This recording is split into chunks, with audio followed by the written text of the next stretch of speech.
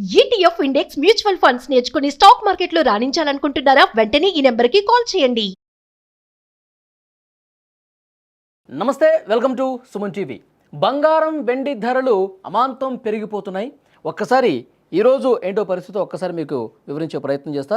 24 క్యారెట్ల బంగారం ధర 11,770 రూపాయలు పెరిగి 1,78,850గా ఉంది. అలాగే వెండి కూడా కేజీ వెండి 4 లక్షలు దాటిపోయింది. 4,25,000 ఉంది ప్రస్తుతం. ఈ బంగారం వెండి ధరలు అమాంతం పెరగటాన్ని ఏ విధంగా చూడాలి, భవిష్యత్తులో ఎలా ఉంటుంది పరిస్థితి, దీనికి కారణాలు ఏంటి, తర్వాత తగ్గే అవకాశం ఏమైనా ఉందా, వీటన్నిటి గురించి మనం డిస్కస్ చేసే ప్రయత్నం చేద్దాం. బిజినెస్ ఎక్స్పర్ట్ ప్రశాంత్ గారు మనకి లైవ్ కాల్లో జాయిన్ అయ్యారు. సార్తో మాట్లాడదాం. ప్రశాంత్ గారు నమస్తే సార్. నమస్తే అండి. ప్రశాంత్ గారు, ఆల్ టైమ్ హైకి చేరిపోతున్నాయి సార్ బంగారం వెండి ధరలు. గతంలో ఎప్పుడు లేనట్లుగా ఒక్క రోజులోనే 10,000, వెండి అయితే 25,000 ఇలా పోతుండడంతో సామాన్య మధ్యతరగతి ప్రజలైతే అసలు కళ్ళు బైర్లుగా మీరు చూస్తూ ఉన్నారు. ఏంటి ఈ పరిస్థితిని ఎలా అనాలిసిస్ చేస్తారు? డెఫినెట్లీ మనము చాలాసార్లు చర్చించుకున్నట్టు గత 2 సంవత్సరాలుగా వెండి బంగారు పరుగు పెడుతూనే ఉంది. 2025 సంవత్సరంలో దాదాపు 75% రిటర్న్స్ ఇచ్చిన గోల్డ్, అలాగే 150% రిటర్న్స్ ఇచ్చిన వెండి 2026 మొదలు పెట్టంగానే మొదటి మాసంలోనే దాదాపు గోల్డ్ ఏమో 40% వరకు పెరగడం, అరౌండ్ 30% టు 40%, గోల్డ్ ఏమో 100%, ఆల్మోస్ట్ 2,30,000తో మొదలై ఈరోజు 4,30,000 అంటే దాదాపు 100% ఒక నెలలో పెరగడం అనేది ఇది ఒక అబ్నార్మల్ గ్రోత్ అండి. ఇవి చాలా ఫ్యాక్టర్స్, కానీ ఇంత స్పెక్యులేషన్ అయితే ప్రపంచంలో ఏ అనలిస్ట్ కానీ ఏ సంస్థ కూడా ప్రెడిక్ట్ చేయలేదు. మీకు సాధారణంగా గోల్డ్ టార్గెట్ ప్రైస్ స్పెక్యులేషన్ కాదు, అంచనా వేసే సంస్థ గోల్డ్మెన్ సాక్స్ అని మీరు వినే ఉంటారు, ఒక ప్రముఖ అంతర్జాతీయ మార్కెట్ రీసెర్చ్ ఫర్మ్ అది. సో వాళ్ళు కూడా 4,800 నుంచి 4,900 డాలర్లు పర్ ఔన్స్ అండి గోల్డ్, అంటే 28.5 గ్రామ్స్ ఒక ఔన్స్ ధర $4,800 చేరుకునే అవకాశం ఉంది. అది కూడా 2026 చివరికి. అది గోల్డ్ యొక్క అంచనా ఈ సంవత్సరానికి. అటువంటిది 30 రోజుల్లో $5,000 దాటిపోయింది గోల్డ్. వాళ్ళు కూడా సవరించుకున్నారు అంచనా, ఇంకా 5,200 అనుకుంటున్నారు. అది ఎంతకెళ్తుందో కూడా ఎవరు అంచనా వేసే పరిస్థితిలో లేవండి. ఇక సిల్వర్ గురించి నేను చెప్తాను. బట్ ప్రముఖంగా గోల్డ్ ఎందుకు పెరుగుతుంది అంటే మనం చాలా కారణాలు చెప్పుకున్నాము.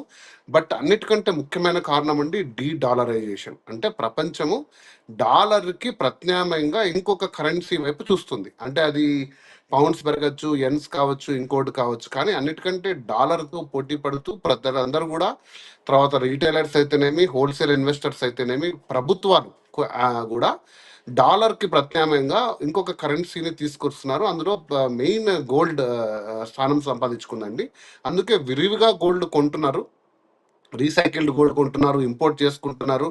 సో గోల్డ్ ధరలు అమాంతంగా పెరిగాయి. తర్వాత ఈ ప్రపంచ ఆర్థిక తర్వాత పొలిటికల్ పరిస్థితులు బాగాలేవండి. అంటే దేశాల మధ్య సంబంధాలు ఏవి కూడా బాగాలేవు. అంటే ప్రముఖంగా ఇప్పుడు మిడిల్ ఈస్ట్లో ఇరాన్లో ఉన్న సందిగ్ధం, అంటే అమెరికా యుద్ధ వాతావరణం తీసుకొస్తుందా, తీసుకొస్తే ప్రపంచం ఎలా రియాక్ట్ అవుతుంది, అప్పుడుండే పరిస్థితుల్లో మనకు ఈ కరెన్సీ అంతా అండర్ వాల్యూ అయిపోయి ఖచ్చితంగా మెటల్స్ అనేటివి ప్రిషియస్ స్టేజ్లోకి వస్తాయి అని ఒక నమ్మకము. అలాగే డాలర్ బలపడుతున్న సంకేతాలు ఏవీ లేవు, ఎందుకంటే 4వ త్రైమాసికం వస్తుంది, ఇక వడ్డీ రేట్లు తగ్గిస్తారని, డాలర్ ఆధారిత పెట్టుబడులు అన్నీ కూడా కొంచెం తక్కువ రిటర్న్స్ ఇస్తాయి. కాబట్టి ఆల్టర్నేట్ ఏంటంటూ ప్రపంచం మొత్తం కూడా పరుగులు పెడుతుంది ఈ మెటల్స్ వైపు. సో ఇవి ప్రముఖ కారణాలు, ఇంకా చాలా కారణాలు ఉన్నాయి.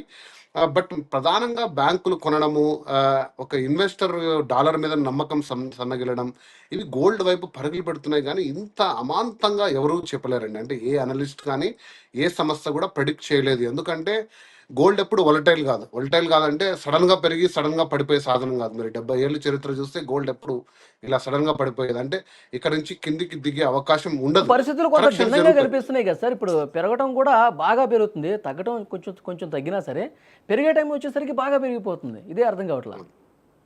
డిమాండ్ అలా ఉందండి. ఇప్పుడు ఏదైనా వస్తువు డిమాండ్ ప్రకారంగా ప్రైస్ డిసైడ్ అవుతుంది. ఈ రోజు నేను 1 కిలో గోల్డ్ కొనాలని మీరు నేను అనుకున్నాను అనుకోండి, ప్రపంచం అంతా కూడా కొనాలి అనుకున్నప్పుడు డిమాండ్కి తగ్గ సప్లై లేనప్పుడు ఆటోమేటిక్గా దాని ప్రైస్ పెంచుతారు. ఇక రెండోది ఏంటి అంటే మనకు గోల్డ్ అనేది ఒక హై హై డిమాండ్ ఉన్న ఐటమ్. సో కాబట్టి అది పడిపోదు. అది అంటే ఖచ్చితంగా కరెక్షన్ అవుతుంది. అంటే ఒక సంవత్సర కాలం పాటు 6 నెలల పాటు అది పెరగకపోవచ్చు. ఒక 1000, 2000 తగ్గొచ్చు, 5000 తగ్గొచ్చు. కానీ ఇప్పుడు ఇది 10,000 పెరగడము, 15,000 పెరిగినంత పడిపోయే సాధనం అయితే గోల్డ్ కాదు. కాబట్టి ఆ నమ్మకం అంతకంతకు పెరుగుతుంది. అంటే ఈ రోజు ఎంటర్ అయినా కూడా మార్కెట్‌లో మనం ఇంకా ఏదో కోల్పోకుండా ఉంటామే అని ఇన్వెస్టర్లు అనుకుంటున్నారు. చాలామంది నాకు పర్సనల్ కూడా కాల్ చేశారు. మిత్రులైతేనేమి, చాలామంది తెలిసిన వాళ్ళు. నేను ఎప్పుడు ఇచ్చే అడ్వైస్ ఒకటే, అది సిస్టమాటిక్‌గా మీరు కొనండి. లాంగ్ టర్మ్ హొరైజన్ 3 ఏళ్ళు మీరు దాన్ని హోల్డ్ చేసుకుంటారంటే కొనండి. ఈ నెలలో కొనుక్కొని వచ్చే నెలలో మళ్ళీ 2.5 లక్షలు అయితదేమో అమ్మేద్దాము. ఇలాంటి అంచనాలతో గోల్డ్‌తో ట్రేడింగ్ చేయొద్దండి. బహుశా మీకు ఇదంతా కొంచెం ఉత్తేజంగా ఉండొచ్చు. అంటే కొంచెం ఎక్సైటింగ్‌గా ఉండొచ్చు. అరే! దీన్ని క్యాష్ చేసుకోవాలి, 5 లక్షలు ఉన్నాయి, దీన్ని ఎట్లైనా 10 లక్షలు చేసుకుందామంటే ఇక మీరు ఇబ్బంది పడతారు. అది ప్రముఖంగా. సో పడిపోయే సూచన అయితే లేదండి. ఈ వాతావరణ పరిస్థితులు మళ్ళీ స్టెబిలైజ్ కావచ్చు. ఒక్కసారిగా డాలర్ పై నమ్మకం రావచ్చు. గోల్డ్ డిమాండ్ కొంచెం తరగచ్చు. రేట్ అయితే పడిపోదు. 100% నేను చెప్పగలను. గోల్డ్ ఎందుకంటే దాని మార్కెట్ క్యాప్ చాలా పెద్దది గోల్డ్. బట్ సిల్వర్ గురించి వచ్చేటప్పుడు నేను లక్షల చెప్తాను. వరకు సిల్వర్ ఇస్ వెళ్తుంది వెరీ వోలటైల్. మెల్లమెల్లగా. ఇంకా వారం 10 రోజుల్లో 2 లక్షలు కూడా టచ్ కావచ్చు అని చెప్పి అంచనా వేస్తున్నారు. అంటే ఇది ఇట్లా 2 లక్షలు, 2 లక్షలు దాటి ఇట్లా వెళ్ళిపోద్దా? చాలామంది ఒక ఆలోచన కూడా చేస్తున్నారు. ఇది ఏదో ఒక రోజు కిందకి 1,00,000 వరకు పడిపోయే రోజులు కూడా వస్తాయి. అట్లా జరిగే స్కోప్ ఉందా సార్ అసలు? అస్సలు లేదండి. అది నేను చాలా సార్లు చెప్పాను. ఇంతకుముందు గూడా చాలామంది థంబ్‌నెయిల్స్ కోసం 60,000, 70,000 అని లాస్ట్ ఇయర్ గూడా చెప్పారు. ఎటువంటి ఆస్కారం లేదండి. 60, 70 వేలకు పడిపోయి ఆస్కారం లేదు. గోల్డ్ ఎప్పుడు గూడా డౌన్ కాదండి. 100% గోల్డ్ డౌన్ అయ్యే సాధనం కాదు. బట్ ఓవర్ ద పీరియడ్ సిల్వర్‌కి ఉందండి అవకాశం. సిల్వర్ అనేది మార్కెట్ క్యాప్ చిన్నది. అంటే ఇండస్ట్రియల్ నీడ్, ఇన్వెస్ట్‌మెంట్ పరంగా సిల్వర్‌ని హోల్డ్ చేసుకునేది ఇప్పుడే స్టార్ట్ చేశారు. అమెరికా క్రిటికల్ మినరల్‌గా ఐడెంటిఫై చేసిన తర్వాత లార్జ్ బార్స్‌లో కిలోల్లో కొని ఇన్‌స్టిట్యూషనల్ ఇన్వెస్టర్స్ కానీ, రిటైలర్స్ కానీ పెట్టుకుంటున్నారు. సార్ సిల్వర్ పరిస్థితి ఎలా ఉండబోతుంది సార్? నేను ఇందాక చెప్తున్నాను కదండీ. సిల్వర్ పెరుగుతున్న కారణాలైతే ఇండస్ట్రియల్ నీడ్స్ ప్లస్ ఇప్పుడు అమెరికా క్రిటికల్ మినరల్‌గా డిక్లేర్ చేయడంతో ఇన్వెస్టర్లు సిల్వర్ కూడా హోల్డ్ చేసుకోవడం స్టార్ట్ చేశారు. బట్ సిల్వర్ మార్కెట్ బంగారుతో పోలిస్తే చాలా తక్కువ అండి. చాలా చిన్నది. అంటే బంగారం ఒక 100% మార్కెట్ ఉందనుకోండి. సిల్వర్ మార్కెట్ ఒక 5%. అంటే ఎందుకంటే ప్రపంచవ్యాప్తంగా సిల్వర్ నిల్వలు పెట్టుకోరు ఎవరు. సో చిన్నగా రిటైలర్స్‌లో లేకపోతే చిన్న ఇన్వెస్ట్‌మెంట్స్ ఉంటాయి గానీ టన్నుల కొద్దీ సిల్వర్ ఎవరు దాచుకోరు. ఎందుకంటే అంత దాచుకోవాలంటే స్పేస్ సరిపోదు. అంత డబ్బుకి ఇప్పుడు ఫర్ సపోజ్ ఒక $1 బిలియన్ గోల్డ్ సేవ్ చేసుకోవడం ఈజీ గానీ, $1 బిలియన్ సిల్వర్ చేసుకోవడం కష్టం. సో కాకపోతే ఇండస్ట్రియల్ డిమాండ్ ఉంది. So solar panels, EV cars, EV bikes, electronic సాధనాలు, ఆటోమొబైల్స్ వీటికి డిమాండ్ పెరుగుతూ పోతుంది. దాని తగ్గ సప్లై లేదు సిల్వర్‌కి. సిల్వర్ అనేది బై ప్రొడక్ట్ అండి. సెపరేట్‌గా సిల్వర్ మైన్స్ ఉండవు. సో అది జింకో, పల్లాడియం, కాపర్ లాంటి మెటల్స్ ఎక్స్ట్రాక్ట్ చేసేటప్పుడు ఒక బై ప్రొడక్ట్‌గా తీసుకుంటారు సిల్వర్‌ని. సో కాబట్టి సిల్వర్ డిమాండ్‌తో పెరుగుతుంది. ప్లస్ ఈ మధ్య క్రిటికల్ మినరల్‌గా అన్నారు. ఒకవేళ రిసెషన్ వచ్చింది, అనుకోని పరిస్థితి వచ్చింది, సిల్వర్ అమాంతంగా పడిపోయే అవకాశాలు ఉంటాయి. గుర్తుపెట్టుకోండి, బంగారుతో పోలిస్తే సిల్వర్‌కి ఎప్పుడూ ఒక వొలటాలిటీ ఉంటది. అంటే ఇప్పుడు అంటే అమాంతంగా పడిపోకపోవచ్చు కానీ సిల్వర్‌ని మీరు అంతగా లాంగ్ టర్మ్ సాధనంగా చూడాలంటే ఒక 6-7 ఏళ్ళు సాధనంగా చూడమంటాను. బంగారు అయితే ఒక 2-3 ఇయర్స్ వరకు హోల్డ్ చేసుకోండి. సిల్వర్ మాత్రం లాంగ్ టర్మ్ ఎందుకంటే కొంచెం ఫ్లక్చుయేషన్స్ గురైనప్పుడు ప్రైస్ కరెక్షన్ కిందికి కూడా వచ్చే అవకాశం ఉంటది. బట్ ఇప్పుడు పెరుగుతున్న వాతావరణం అయితే బంగారంతో ప్యూర్‌లీ పోలిస్తే అంత ఇండస్ట్రియల్. అంత నమ్మకం పెట్టుకునే వస్తువు కాదంటారు. లేదండి. హిస్టారికల్ కూడా సిల్వర్ చాలా కిందికి తీసుకుపోయిన రోజులున్నాయి. మీరు హిస్టారికల్‌గా చూసుకుంటే సిల్వర్ పడిపోయిన రోజులున్నాయి. సిల్వర్‌కి ఇది వరకు చాలా చిన్న మార్కెట్. ఇప్పుడు పెరుగుతూ వెళ్తుంది. కాకపోతే నా అంచనా ప్రకారంగా సిల్వర్ కరెక్షన్‌కి వెళ్తుంది. ఖచ్చితంగా వెళ్తుంది. అది 5 లక్షల దగ్గర వెళ్తుందా? లేదా 5.5 లక్షల దగ్గర వెళ్తుందో నేను చెప్పలేను గానీ, ఒక లాంగ్ కరెక్షన్ అయితే జరిగే ఆ అవకాశం హై ఉంది పాయింట్‌కెళ్ళి సిల్వర్‌కి. మళ్ళీ అమాంతం పడే ఛాన్స్ కూడా ఉండొచ్చంటారా? అమాంతం అంటే మనం అంత అంచనా వేయలేము. కానీ సిల్వర్ డెఫినిట్‌గా 50% చరిత్ర పడిన మీరు ఇంతకుముందు సందర్భాలు కూడా చెప్పారు. దాని ఉన్నాయి. చరిత్ర పడిపోయిన దాఖలాలు కూడా ఉన్నాయని. 50% పడిపోయిన సందర్భం ఉందండి. సిల్వర్‌కి హిస్టరీ ఉంది. సో హ్మ్. గోల్డ్ ఎప్పుడు గూడా ఒక 5% కరెక్షన్‌లో జరిగింది గానీ, సిల్వర్ 50% కరెక్షన్స్ జరిగిన హిస్టరీ ఉంది.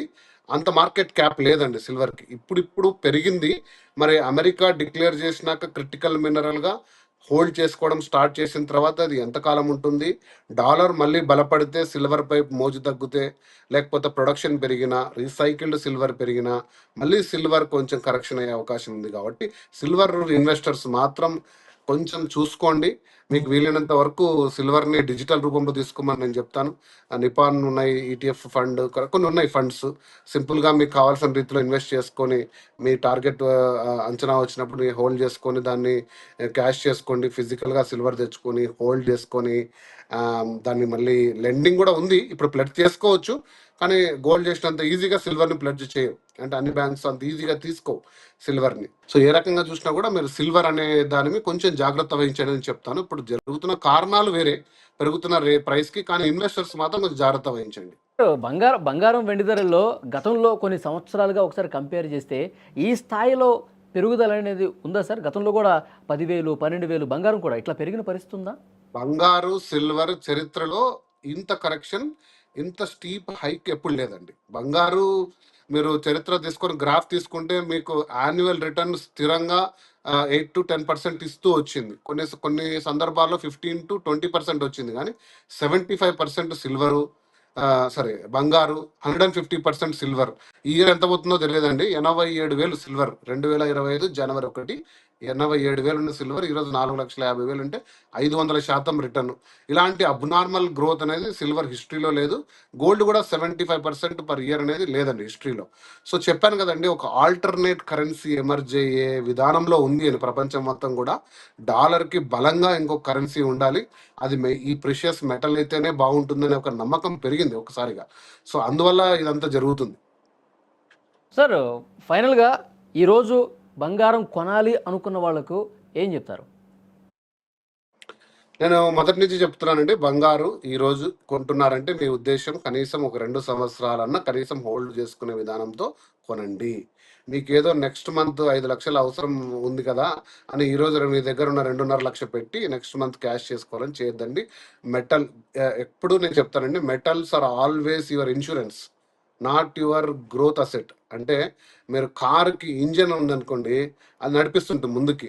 కార్కి ఇంజన్ లాంటివి ఇతర గ్రోత్ అసెట్స్ అన్ని కూడా, మీ మ్యూచువల్ ఫండ్స్, షేర్ మార్కెట్లు, ల్యాండ్ వాల్యూస్, ఇవన్నీ.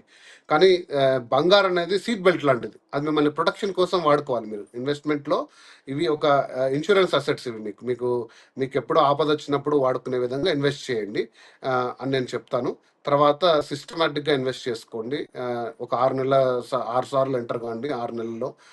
అది ఎంతైనా సరే, అది పెరిగినా తగ్గున్నా కూడా మీరు ఆ ఫ్లక్చుయేషన్స్ తీసుకుంటారు. 6 నెలల్లో మీకు కావాల్సిన మొత్తాన్ని ఇన్వెస్ట్ చేసుకోండి, స్థిరంగా పెట్టుకోండి, రిటర్న్ తీసుకోండి. నేను ఎప్పుడు ఇచ్చే సలహా ఇదే. వీలైనంత వరకు ఫిజికల్ గోల్డ్ కాకుండా ఈటీఎఫ్స్లో తీసుకోండి అని చెప్తాను. ఓకే, అంటే భారీ లాభాలు ఎక్స్పెక్ట్ చేసో లేకపోతే మన ఆస్తులు పెంచుకోవడం కోసం మాత్రం దీన్ని అట్లా చూడద్దంటారు, అంతేగా? అంతే. మీరు ఒక నెల 2 నెలల రేట్లు చూసి మీరు ఒక్కసారిగా ఉత్తేజం అయిపోయి మీ దగ్గర ఉన్న డబ్బంతా అప్పు తీసుకొచ్చి పెట్టిన వాళ్ళు చాలా మంది ఉన్నారండి. వాస్తవంగా కొద్దిమంది బెనిఫిట్ అయిన పరిస్థితులు ఉన్నాయి, కొద్దిమంది లాస్ అయిన పరిస్థితులు ఉన్నాయి. మెటల్స్తో అప్పుడు ఎలా ట్రేడ్ చేయకూడదండి. షేర్ మార్కెట్ అనుభవం ఉన్న వాళ్ళు మెటల్స్ మీద కూడా అలానే కొనేసి చేద్దాం అనుకుంటారు. కానీ అది ఒక డిఫరెంట్ టైప్ ఆఫ్ ట్రేడింగ్ అండి మెటల్స్. కాబట్టి మీరు కొంచెం జాగ్రత్త వహించండి. చాలా బాగా చెప్పారు sir. Thank you very much Prashanth గారు. Thank you.